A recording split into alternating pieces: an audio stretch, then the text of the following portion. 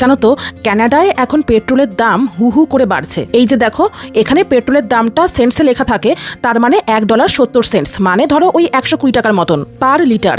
এই কিছুদিন আগেও দাম অনেকটাই কিন্তু এখানে পেট্রোলের কমই ছিল, তাই তখন মানুষ একটু স্বস্তিতেই ছিল। কিন্তু এখন মধ্যপ্রাচ্যের যুদ্ধ, বিশ্ববাজারে তেলের টানাপোড়েন আর সরবরাহ নিয়ে অনিশ্চয়তার প্রভাব এখানেও এসে পড়েছে। পৃথিবীর এক পাশে আগুন লাগলে তার ধোঁয়া আরেক পাশেও পৌঁছায়, তাই না বলো? আমাদের অবশ্য গাড়ি নেই, তাই খুব একটা চিন্তাও নেই। যেখানেই যাই বাসে করেই যাই, না হলে ট্রেন বা মেট্রোতে চলে যাই।